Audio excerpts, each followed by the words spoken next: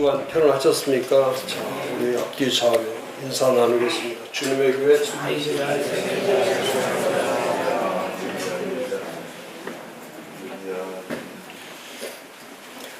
오늘 성숙의 네 번째 시간 71페이지.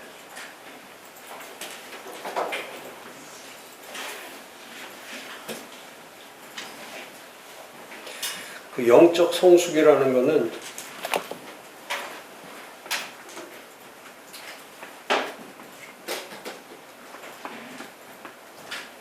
spiritual maturity, 영적 성숙한다는 것은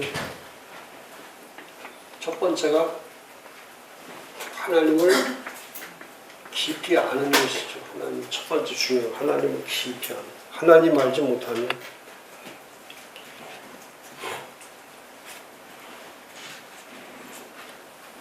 모든 것은 그 신론에 달려 있는 거죠. 신론. 하나님이 누구인가? 하나님이 누구신가? 그러니까 하나님이 해결되지 않으면 그 다음에 그 어떤 것도 해결될 수가 없죠. 그러니까 하나님을 아는 것이 전부죠. 하나님을 아는 게 전부. 그게 뭐 처치 플랜팅을 하든 사역을 하든 또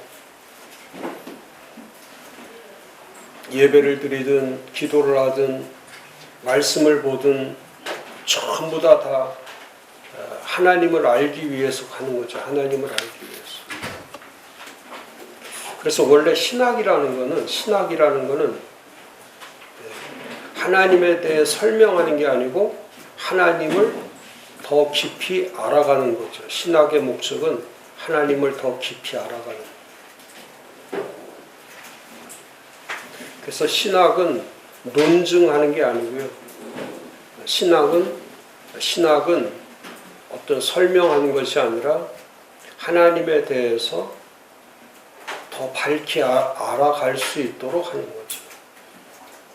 그래서 그게 뭐 조직신학이든 실천신학이든 역사신학이든 신학이 어떤 신학이든 상관없이 신학의 목적은 하나님께 있죠. 하나님을 아는 것입니다. 하나님을 알게 하는. 근데 지금 점점 신론이 약화되고 인간론이 강하게 신학화되기 때문에 이게 신학과 교회와 사회 모든 가정 이게 다 문제가 되는 거죠. 그러니까 하나님을 아는데 집중해야 되는데 사람을 아는데 집중하다 보니까 사람은 답이 될 수 없죠. 그래서 영적으로 성숙해진다는 것은 하나님에 대해서 끊임없이 알아가는 겁니다. 끊임없이 알기 위해서 말씀을 보고 알기 위해서 영적 성장 과정이 있는 거죠.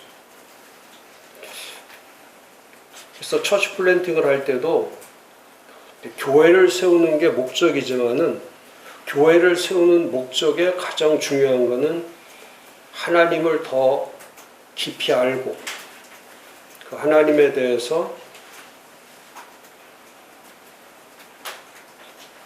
바르게 가르치고 전하는 거죠. 바르게 가르치고 전하는. 지금처럼 인본주의나 인간론이 우선이 아니고 그래서 인문학적 교회가 되면 안 되죠. 인본주의적 교회가 되면 안 돼요.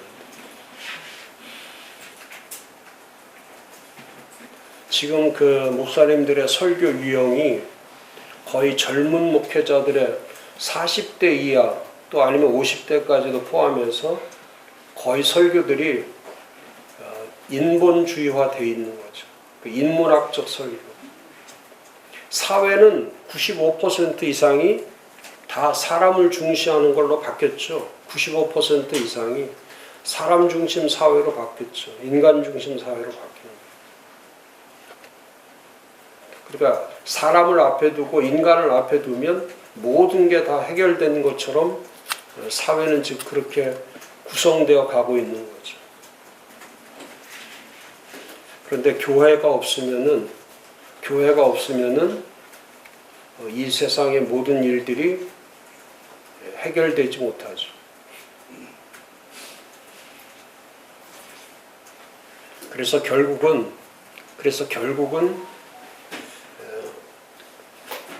신학화 작업을 할 때에 첫 번째 작업이 신론에 충실해야 된다. 하나님을 아는 것에 충실하는 것.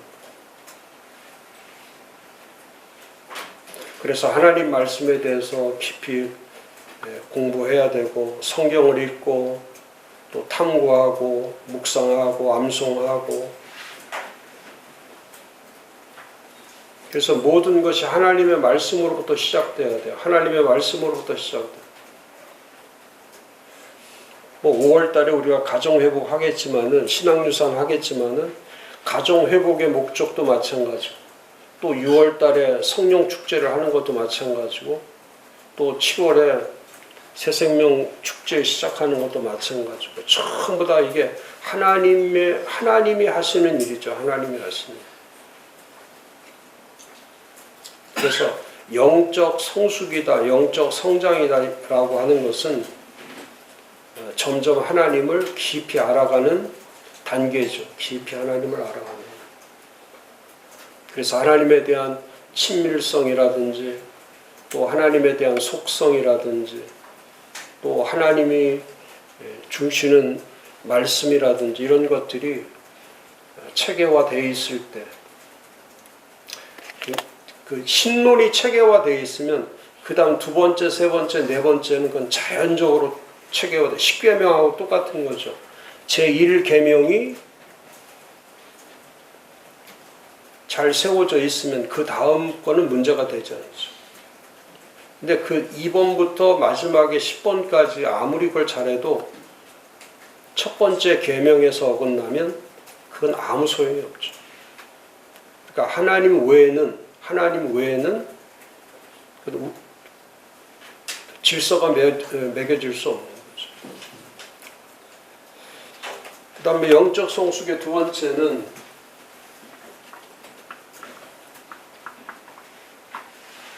그리스도를 닮는 거죠.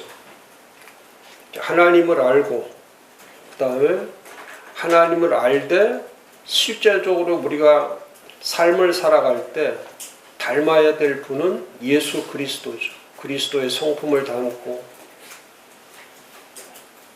사도 바울이 표현했던 것처럼 빌립보 3장 12, 14절에 내가 이미 얻었다함도 아니요 온전히 이루었다함도 아니라 오직 내가 그리스도 예수께 잡힌받은 그것을 잡으려고 달려가노라. 형제들아 나는 아직 내가 잡은 줄로 여기지 아니하고 오직 한 일즉 뒤에 있는 것은 잊어버리고 앞에 있는 것을 잡으려고 표대를 향하여 그리스도 예수 안에서 하나님 위에서 부르신 부름의 상을 위해서 달려간다. 그러니까 예수님을 닮아가는 것은 진행형이죠. 진행형. 이건 완료형이 아니고 진행형입니다. 그러니까 계속해서 함께 동행하는 삶을 살지 않으면 그리스도의 성품의 변화는 어렵죠. 그러니까 대체적으로 그래요. 목회를 할 때에 실력이 부족해서 어려움을 겪는 것이 아니고 목회자가 실력이 부족해서 어려움을 겪는 게 아니고 성품이 편향적이고 편집적이기 때문에 이 충돌과 마찰이 생기는 경우가 훨씬 더 많죠.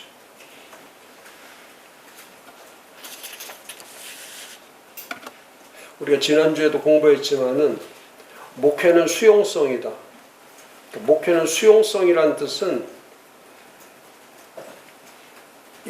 목회에 아무리 목회를 잘하다가도 목사님이 수용성을 잃어버리고 그 수용성의 균형을 잃게 되면은 교회 분열이 일어나기 시작하죠. 그러니까 목사님이 좋아하는 사람, 싫어하는 사람, 목사님이 잘해주는 사람, 그렇게 하지 않는 사람, 목사님을 반기는 사람, 반기지 않는 사람, 이렇게 수용성이 균형을 이루지 않고 한쪽에 치우쳐져 있으면은 목사님의 리더십은 그때부터 큰 타격을 받게 되죠. 그래서 목회할 때에 정말 잘해야 될 것이 뭐냐면 일을 잘하는 것보다 사람들에 대한 그 공정함이에요. 공정하게 대한.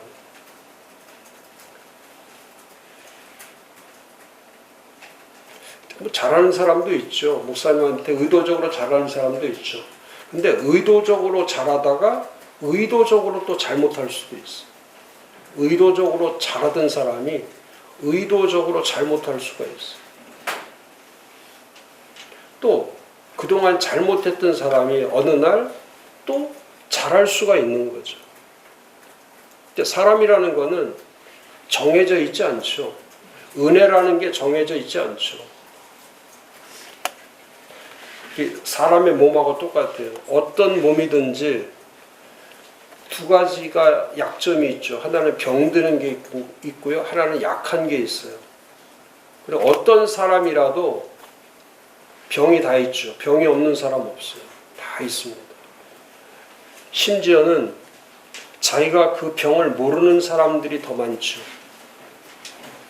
그 의학계에서 발표된 걸 보면은 그 병의 종류가 3만 가지랍니다. 병의 종류가 우리 인간의 몸에 병의 종류가 3만 가지. 근데 3만 가지 가운데 지금까지 발견된 병명만 5천 가지 정도밖에 안 된다는 거예요. 5천 가지. 그러니까 지금도 어떤 사람은 죽을 때에 자기 병명이 무엇인지도 모르고 죽는 사람도 허다하다. 진짜 병명. 병원에서 얘기해 주는 병보다도 진짜 그 병명의 원인을 몰라서 죽는 사람들도 많다는 거죠. 그러니까 하나님이 인간을 만들 때에 죄라고 하는 것을 인간이 고백할 수 있도록 하나님께서 대체시켜 준 것이 병입니다. 병. 그러니까 병이 오면 살기도 하지만 병 걸리면 죽기도 하죠. 그래서 살고 죽는 것이 하나님께 있음을 알게 하기 위해서 병이라는 게 있는 거죠. 또 하나는 병만 있는 게 아니에요. 이 몸 가운데는 약한 부분이 있죠. 약한 부분이 있어요. 어떤 사람은 뼈가 강한 사람이 있고 어떤 사람은 혈관이나 또 이런 몸의 구조에서 강한 사람도 있지만은 어떤 사람은 또 관절이 약한 사람이 있고 고혈압이 있을 수 있고 당뇨가 있을 수 있고 하면서 인간의 몸에 약한 부분이 다 있는 거죠. 지식도 마찬가지예요. 머리가 좋으면 모든 게 다 좋으면 좋겠는데 머리가 좋은데 좋지 못한 게 훨씬 더 많죠. 우리 집안에도 우리 가족들 가운데도 IQ가 156인 사람이 있어요. 156.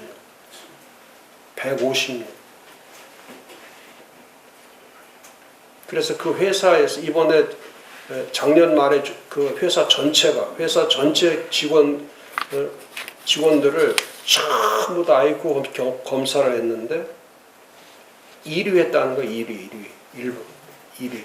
그래서 회사가 발칵 뒤집혔다는 거예요. 근데 머리가 좋으면은 신앙도 좋고 상도 좋고 절대 그렇지 않아요. 그게 정말 하나님의 공평하심이 그거예요. 또 성품은 좋은데 또 지식이 없는 사람도 있어요. 지혜가 없는 사람도 있어요. 그래서 성숙해진다는 거는 이거는 한 번 완료되는 게 아니고 한 번 무엇을 달성해서 이루어지는 게 아니라 이건 지속적 관계, 지속적 사적 관계가 아니면은 그 성품을 바꿔 나가지 못하죠. 저 같은 경우도 특히 그런 것 같아요. 균형 잡힌 성품을 만들어 간다는 것은 그 날마다 십자가를 지는 것과 똑같은 아픔이 있는 거죠. 그걸 십자가를 지지 않고는 그 하나의 성품이 만들어지지 않죠. 한 번 질 때마다 하나의 성품이 만들어지는 거죠. 그래서 십자가의 가치가 신앙의 가치를 만들어 가는 거예요. 십자가의 가치가. 그러니까 십자가가 존귀하게 여겨지면 그 신앙도 존귀해지는 거고요.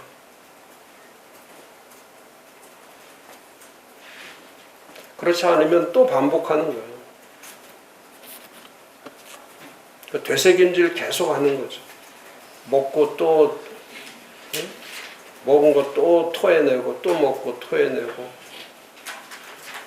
그게 반복되는 거죠. 근데 예수 그리스도를 닮아가면은 진짜 고상한 인격이 되고 그런 캐릭터를 갖게 되는 거죠. 그래서 성격, 성품, 인격, 특성 이런 것들이 목회자에게는 참 중요합니다. 특히 그 나이 들으면 더 그래요. 은퇴 후, 제가 그랬죠. 은퇴 후의 삶이 길어요. 엄청 깁니다.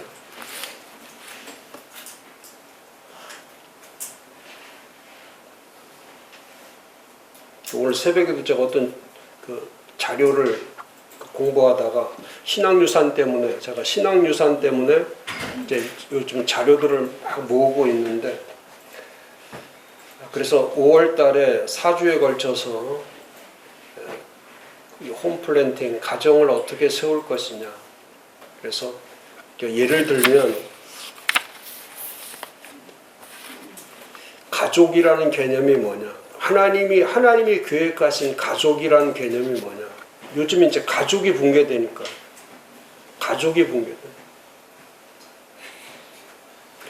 집집마다 제가 지금 제 주변에 목사님들 포함해서 집집마다 가정에 문제가 없는 집은 한 집도 없어요. 전부 다 걸려있어요. 전부 다. 문제가 없는 집이 없어요. 그러니까 이 가족이란 개념이 이 몇 년 사이에, 가족이란 개념이 몇 년 사이에 가족이란 패밀리의 개념이 개인이라고 하는 한 퍼슨으로 이게 옮겨져 버린 거예요. 가족은 없어지고, 가족은 해체되고, 가정에 자기밖에 없는 거예요. 자기밖에. 이제 그런 사회가 돼버린 거예요. 어제도 제가 들었던 이야기인데, 요즘은 결혼을 하려면 부모를 보는 게 아니라 조부모까지 본다는 거예요.